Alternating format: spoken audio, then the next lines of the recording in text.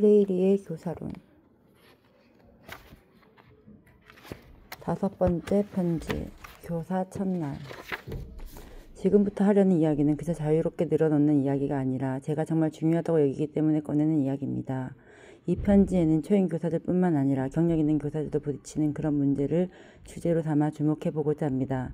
교사라면 이 편지에서 다루는 문제에 대해 한 번쯤 스스로 자기만의 답을 찾을 필요가 있다고 생각합니다. 그렇다고 해서 제가 지적할 모든 문제와 어려움에 대한 답을 제가 이 편지에 내놓을 수 있는 것은 아니라는 말씀을 드립니다. 하지만 제가 가지고 있는 경험과 구조적인 지식으로부터 몇 가지 유용한 제안 정도는 조출할 수 있으리라 생각됩니다. 이 편지를 스스로 쓰면서, 나아가 이 책을 쓰면서 다루었던 다양한 주제에 대해 저 스스로가 완전한 지식을 가지고 있다는 그런 관념에 만약 제가 빠져 있다면 저는 지식이 생산되는 과정에 대해 제가 가지고 있던 생각을 스스로 저버린 셈입니다. 지식이란 사회적으로 만들어지는 것이며 그 생산 과정은 언제나 열려있고 끝이 정해져 있지 않아 잠정적이라는 그 생각 말입니다. 그렇다고 가르치는 역할을 하고자 준비하는 분들이나 이미 교육 실천에 몸담고 계신 분들의 전문성이 발달되는 데에 제가 전혀 기여할 수 없다는 생각을 가지고 있었다면 저는 이 책을 쓰지 않았을 겁니다. 쓸모가 없다고 생각했을 테니까요. 제가 보편적이고 절대적인 진실을 가지고 있는 것은 아니지만 이 책에는 진실이 담겨 있습니다. 그 진실들이 독자 여러분들로 하여금 자신이 가지고 있던 입장에 의의를 제기하고 질문을 던지게 하기를 저는 꿈꿉니다. 독자 여러분이 벌일 비판적인 대화에 그 진실들이 관여하게 될 것입니다. 그간의 실천과 그 실천에 영향을 미친 이론에 대한 여러분의 이해와 저의 분석이 모두 함께 중고로 작용하면서 말입니다. 저는 결코 제가 이 책에서 하는 이야기들을 독자 여러분이 그대로 받아들여야 한다고 생각하며 책을 쓰지 않았습니다. 앞선 편지에서 제가 독자의 역할에 대해 굉장히 강조했던 것도 이 때문입니다. 독자는 텍스트의 의미를 생산하는 존재입니다. 아마도 이 책의 독자 여러분들은 제가 강조한 이런 독자의 역할을 거부하지 않으리라 생각합니다. 덧붙여 미리 밝혀두고자 합니다. 이제부터 다룰 여러 주제를 다각적으로 논의하다 보면 앞서 이미 지적했던 사항을 재차 언급하게 될 때도 있을 것입니다. 이런 경우에는 이미 했던 이야기를 단순히 반복하는 게 아니라 독자들이 좀 더 명료하게 이해할 수 있는 계기가 되도록 최선을 다해 보겠습니다. 지금부터 저는 교사가 되어 처음으로 학생들을 만나게 된 한 교사가 처할 수 있는 상황에서부터 이야기를 시작해 보려 합니다. 교사가 되어 학교에 부임한 첫날에 불안감, 어색함, 갑갑함 같은 감정을 느끼지 않기는 어려울 것입니다. 특히 교사가 자신이 불안정하다는 것을 생각하지 못한 채로 그 상황에 놓인다거나 자신의 업무를 제대로 수행해내지 못할 것을 혹은 공경을 피하기 어려울 것을 두려워하고 있다면 더욱 그럴 것입니다. 게다가 교실에서 구체적인 상황들을 직면하다 보면 지금까지 배워온 이론들이 그 상황들과 어떤 관련성도 없어 보인다는 점 또한 그저 놀라울 따름일 것입니다. 사실 이미 공부한 이론과 당면한 상황을 잘 따져보면 연결고리가 전혀 없지는 않을 것이지만 불안감에 짓눌린 나머지 교사는 당황하고 혼란스럽고 어떻게 대처할지 자처하면 좋을지 모르는 상황에 놓이게 됩니다. 사실 두려움을 가질 권리가 있습니다. 하지만 이는 두려움을 길들이고 직면하고 극복해야 할 의무에 상응하는 권리입니다. 두려움을 외면하지 않고 직면한다는 것은 두려운 마음이 생기는 이유를 따져보면서 두려움의 원인이 무엇이고 그 원인을 직접 풀어갈 자신의 능력이 어느 정도인지를 가늠하는 것을 의미합니다. 두려움을 직면하는 것은 두려움을 숨기지 않는 것입니다. 이것이야말로 두려움을 이겨내는 유일한 해법입니다. 지금까지 살아오며 실제로 저는 어떤 범위 내에서 제 자신의 생각과 감정을 솔직하게 드러냈을 때 손해를 본 적이 없습니다. 두려움을 느끼는 상황에서 제가 생각하는 최선의 행동 요령은 솔직한 감정을 그대로 직시하고 거짓된 자신감이 담긴 이야기를 늘어놓지 않는 것입니다. 그런 행동은 매우 진실하지 못한 것이며 자신의 나약함을 드러내보일 따름입니다. 자신이 유한한 인간이라는 점을 분명히 하면서 그 순간에 느끼는 바를 그대로 학생들에게 말하는 것이 최선의 방법입니다. 다시 말하면 교사 역시 두려워할 권리가 있음을 학생들에게 보여주는 것입니다. 학생들과 마찬가지로 교사들에게도 두려워할 권리가 있습니다. 교육자는 결코 상처받지 않는 존재가 아닙니다. 교육자도 학생들과 똑같은 인간입니다. 교사가 자신의 두려움을 이겨낼 능력이 없다는 사실은 교육자로서 자질에 반하지만 교사가 그 두려움을 감당한다면 반하지 않습니다. 학생들과 함께하는 첫날에 초임교사가 불안정한 심리상태를 가지고 있다는 것을 이미 알고 있는 학생들 앞에서 교사가 두려움을 느끼는 것은 지극히 자연스러운 모습입니다. 자신이 지닌 두려움이나 불안감에 대해 이야기함으로써 교육자들은 서서히 두려움과 불안을 극복해 나갈 것입니다. 이와 동시에 그들은 학습자들의 신뢰도 서서히 얻어갈 겁니다. 두려움을 숨기기 위해 권위주의적인 방식으로 가장하더라도 학생들은 이를 금세 알아차립니다. 교사는 두려움을 애써 숨기기보다 겸손하게 인정하는 편이 낫습니다. 자신의 느낌과 감정을 솔직하게 이야기함으로써 교사도 인간이라는 점, 그리고 교사도 학생과 더불어서 배우려는 의지를 지닌 존재라는 점을 보여줄 수 있습니다. 교사가 학생들 앞에서 그리고 자신의 두려움 앞에서 가져야 할 진정한 자세는 겸손한 마음에서 우러나는 평화로운 마음의 상태를 지켜내는 것입니다. 이런 교사의 자세를 갖기 위해서는 사람에 대한 믿음과 민주주의를 일관되게 선택하는 일의 가치에 대한 믿음이 필요합니다. 순진한 믿음이 아니라 비판적인 믿음이 말입니다. 엘리트주의적이고 권위주의적인 교사는 대중이 거리로 뛰어나와 저항하기 때문에 민주주의가 퇴보한다고 생각하는 이들과 마찬가지로 두려움에 대한 겸손한 태도를 단지 비겁한 태도로 여길 뿐 절대로 이해하지 못합니다. 두려움에 맞서는 것이야말로 두려움을 용기로 바꾸는 첫걸음이 분명한데도 말입니다. 교직에 들어선 초임교사의 초기 경험에 있어서도 피할 수 없는 또 다른 과제가 있습니다. 학생들로 구성되어 있는 학급을 읽는 것입니다. 마치 해석해야 할 하나의 텍스트처럼 말입니다. 만약 이제까지 교사 양성 프로그램에서 이를 다루지 않았다면 지금부터라도 교사 양성 프로그램에서 이를 가장 실제적인 방식으로 가장 집중적으로 다루어야 합니다. 초임교사는 학생들에게서 관찰할 수 있는 모든 것에 주의를 기울여야 합니다. 끊임없는 자세 변화, 놀란 듯한 눈빛, 자기들끼리 어울리다가도 순간적으로 보이는 다소 과격한 행동과 같은 학생들이 보이는 사소한 행동 어떤 것도 무심코 넘겨서는 안 됩니다. 중산층 출신의 초임교사가 도시 외곽 낙후된 지역에 위치한 학교에서 학생들을 가르치다 보면 그곳 학생들이 가지고 있는 성향이나 가치라든가 그곳 학생들이 주로 사용하는 언어 표현, 이야기 방식, 독특한 구문과 같은 모든 것으로부터 충격을 받고 놀랄 수 있습니다. 학생들이 보이는 일련의 특성이 교사 자신이 지닌 특성과 완전히 대비되는 것처럼 느끼기 때문입니다. 그럼에도 불구하고 교사는 학생들의 말과 글에 드러나는 표현, 태도와 습관, 아이들끼리 놀이와 다툼에 내재되어 있는 규칙을 이해할 필요가 있습니다. 이 모든 것이 문화 정체성의 일부입니다. 문화 정체성에는 계급적 요소가 다분히 내포되어 있습니다. 교사는 학생들의 모든 것을 있는 그대로 인정해야 합니다. 학생들이 자신이 민주적으로 인정받고 있다는 사실을 알게 되는 경우에 그리고 자신이 문법적으로 틀린 방식으로 I, B라고 말하지만 그렇게 말할 권리를 존중받고 있다는 사실을 알게 되는 오직 그 경우에만 학생들은 지배적인 문법 규칙에 따르자면 I am이 올바른 표현임을 배울 준비를 온전히 마친 셈입니다.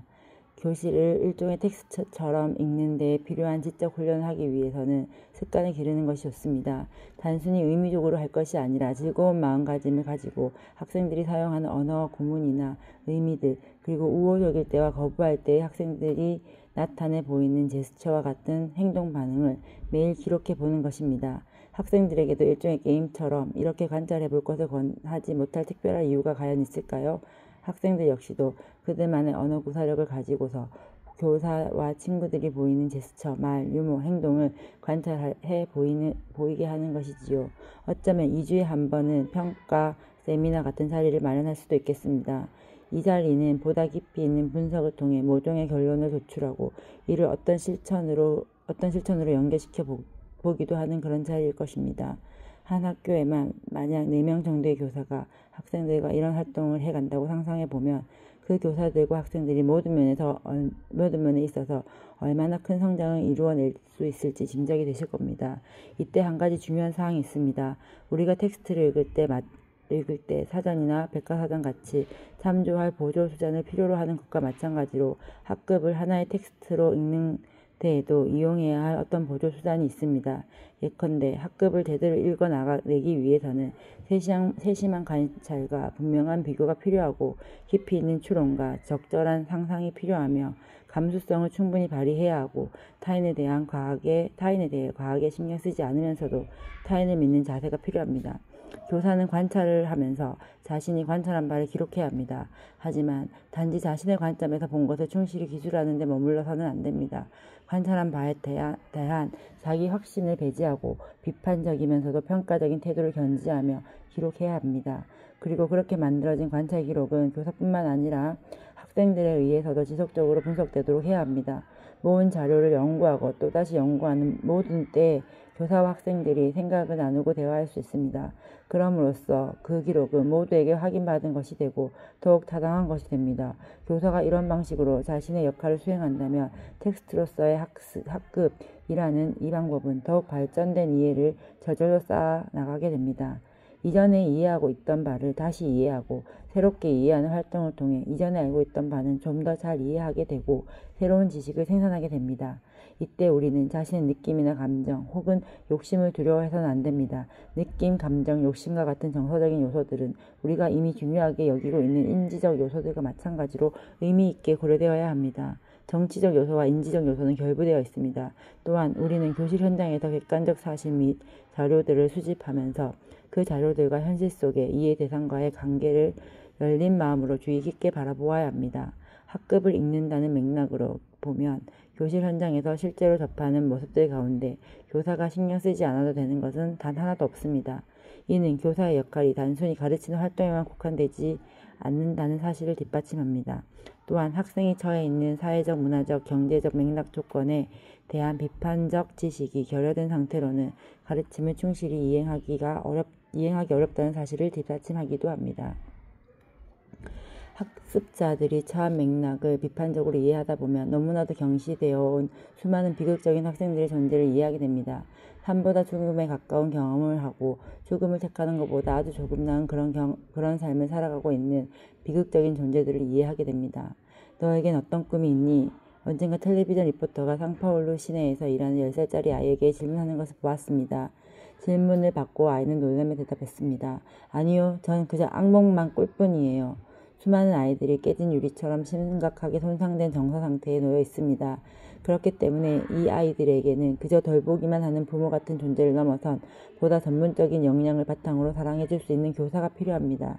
교사는 자신이 다정한 모습을 띠는 것을 두려워해서는 안 됩니다. 교사는 존재로서 제대로 대우받지 못하는 아이들의 정서적 갈증을 외면해서는 안 됩니다. 사랑받지 못한 사람은 가르침을 그저 감정이 배제된 거래 정도로만 이해하는데 그쳐서 삶과 감정을 배제한 채 오직 이성주의로만 아이들을 대하게 됩니다. 이와 반대로 악의적인 경멸과 무시로 인해 브라질 민중계급이 겪고 있는 고통에 대해 세심하게 고려할 때야말로 우리는 앞으로 나아갈 수 있고 사회 급진적 개혁을 위해 정치적으로 투쟁할 원동력을 가지게 됩니다. 물론 그 어떤 것도 쉽게 얻어지지 않습니다. 단지 정서적으로 어떤 필요를 강렬히 느끼는 것만으로 세상을 바꿀 수 있다는 그런 생각은 제가 여러분께 말씀드리려는 생각과 다릅니다. 무언가를 원하는 것이 근본적으로 필요합니다. 하지만 이것으로 충분하지 않습니다. 필요한 것을 원하는 방법이 무엇인지 알아야 하고 그 방법을 배우는 일이 필요합니다. 우리가 가진 꿈을 실현하기 위해 적합한 기술을 동원하면서 정치적으로 싸우는 방법을 배워야 한다는 말입니다. 우리를 고통스럽게 하는 심각한 모순 앞에서 어떻게 아무것도 하지 않거나 너무나 미약하게 대응할 수 있을지 잘 모르겠습니다. 우리는 세상을 좀 더 나은 모습으로 만들기 위해 노력하는 데 있어서는 중립적인 행동과 지나친 행동을 구분할 필요가 있습니다. 능숙함, 성실함, 선명함, 인내를 가지고 임한다면 무엇이든 행하게 됩니다. 비성함, 이기심, 악이 찬 권력에 대항하는 싸움에 힘을 실어주는 일은 그것이 어떤 일이든 상관없이 중요합니다. 이런 점에서 보면 도시 외곽의 낙후된 지역에 있는 학교에서 일하는 교사가 학생들에게 자신의 문화 정체성을 스스로 중요하게 인식하고 이를 지켜갈 권리가 우리 각자에게 있다는 점을 이야기하는 것과 마찬가지로 새벽녘에 회사 정문 앞에 서서 파업을 지속할 것을 주장하는 노조 지도자 또한 자신의 정당한 역할을 하고 있는 셈입니다. 공장에서 일하는 노조 지도자와 학교에서 일하는 교사 모두는 할 일들이 무척 많은 존재들입니다. 진보적인 교육을 정치적이고 당파적인 노력으로 환원시키려는 의도로 이런 이야기를 하고 있는 건 결코 아닙니다. 제가 말하고자 하는 바는 우리가 가르치는 교육 내용이 전부인 것처럼 절대 가르칠 수 없다는 것입니다. 교사들은 자신의 상상력에 창의적인 날개를 달아주어야 합니다. 물론 바른 규율을 따르는 방향으로 말입니다. 학생들과 대면하는 첫날부터 교사는 우리의 삶에 대한 상상력이 중요하다는 점을 학생들에게 보여주어야 합니다. 상상력은 호기심과 기발함을 자극함으로써 우리가 무엇을 창조해낼 수 없다는 생각을 버리고 새로운 것을 향해 모험해 나가도록 붙었습니다. 상상이란 본래 자유로운 것으로 자유롭게 날아가고 걸어가며 때로는 훌쩍 달려가는 행위와도 같습니다. 그리고 그런 상상은 모든 순간에 우리 몸으로 발현되어야 합니다. 춤을 출 때, 리듬에 몸을 맡길 때, 그림 그릴 때, 글을 쓸 때, 심지어 글쓰기 초반에 낙서하듯이 초안을 잡는 단계에서도 상상력이 발휘되어야 합니다. 학생들이 자신들의 문화 안에서 만들어진 이야기를 이야기하고 또 이야기하는 그 와중에도 상상력이 개입되어야 합니다. 이루어질 수 있는 것을 상상하든 그렇지 않은 것을 상상하든 이와 상관없이 꿈을 꾸게 해주는 상상력은 언제나 꼭 필요합니다. 교사가 학생들의 상상력을 자극하고 학생들이 꿈꾸는 학교의 청사진을 그려보게 하는 일도 언제나 꼭 필요합니다. 학생들이 꿈꾸는 학교를 만들어가는 활동을 다름 아닌 교실에서부터 실천하지 않은 이유가 무엇이겠습니까? 상상하는 바에 대해 토의하면서 그 상상을 이뤄나가는 과정에서 부딪히게 될 구체적인 장애에 대해 그리고 그 장애를 넘어서는 일이 만만치는 않을 것이라는 점에 대해 이야기를 나누지 못할 이유가 무엇이겠습니까? 학생들이 꿈을 실현하기 위해 상상하고 꿈꾸고 싸울 그 권리를 학생들에게 강요하지 않을 이유가 무엇이겠습니까? 자유를 향한 꿈은 실천 가능하고 필수적인데 그 꿈에 대한 상상은 반동적 세력에 부딪힙니다. 자유가 자신들의 전유물이라 여기는 사람들에 부딪히게 됩니다. 궁극적으로 상상이란 현실과 동떨어진 다른 세상에 사는 사람들이나 하는 그런 행위가 아니라는 점을 분명하게 해두어야 합니다. 오히려 구체적인지 실제 현실 속에 꼭 필요하지만 결여되어 있는 대상이 있을 때 이에 대해 동원하게 되는 것이 바로 상상입니다. 아이들이 자유롭고 행복한 학교를 상상하는 까닭은 실제로는 아이들이 학교에서 자유롭거나 행복하지 못하기 때문입니다. 예전에는 해시피에 머물면서 민중이 처한 어려운 여건을 소재로 한 여러 편의 시가 실린 민중시집 한 권을 구해 그곳을 떠나기 전까지 읽은 적이 있습니다. 그 중에서도 특히 인상적이었던 것은 지역 주민 모두가 즐겁게 먹을 수 있는 어마어마한 크기의 옥수수빵에 대한 묘사였습니다. 그 묘사는 단지 엉뚱한 상상의 예라기보다는 굶주린 사람들이 엄청나게 많은 상식적으로 납득하기 어려운 현실이 있음을 보여주는 증거였습니다. 시를 통해서 명확하게 표현한 꿈에 현실 세계에 의식한 어떤 구체적인 요구가 표현되어 있던 셈이었습니다. 학급 내에서 어떤 집단에 적용할 징계 규칙 체계에 대해 학급 학생들이 상상하며 대화하고 있다고 생각해 봅시다.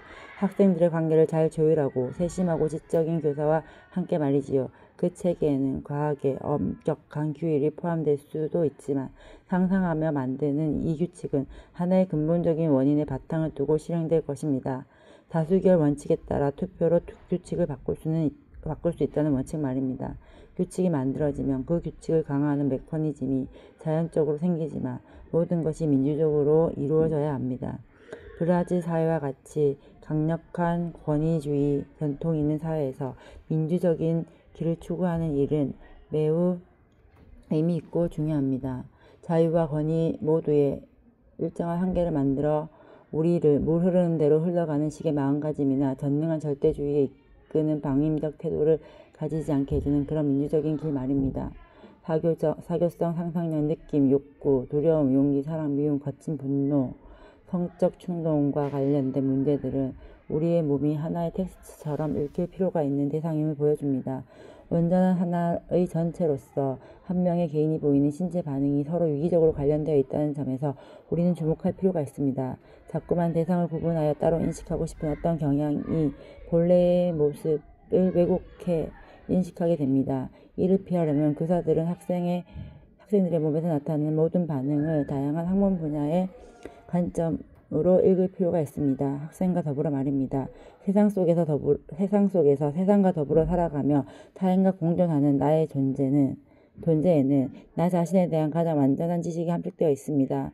자신에 대한 이해가 점점 완전해질수록 스스로가 역사의 주역임을 명확히 인식하며 그와 동시에 자신 또한 역사를 통해 만들어지는 존재라는 점을 보다 더욱 선명히 알 수 있게 됩니다. 내가 역사를 새롭게 만들어가는 존재인 동시에 역사에 의해 다시 만들어가는 존재라는 점에서 나의 몸과 타인의 몸을 읽는다는 것은 곧 공간을 읽는 일입니다.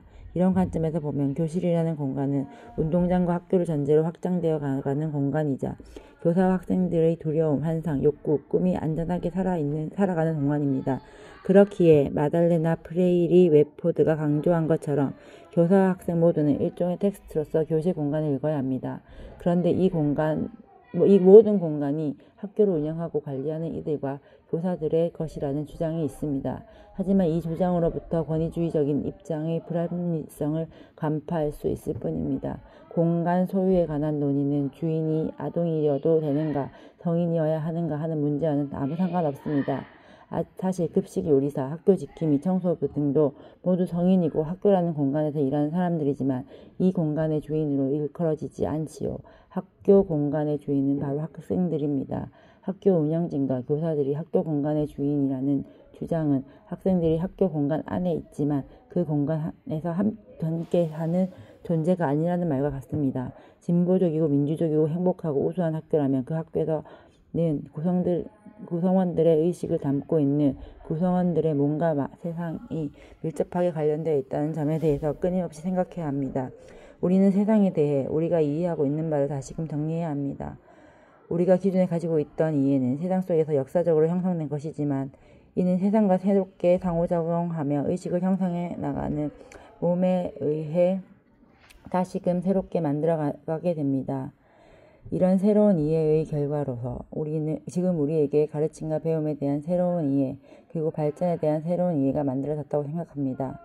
이에 대해 생각하면 우리는 레프 비고츠키의 연구를 다시금 숙고해 보아야 할 것입니다.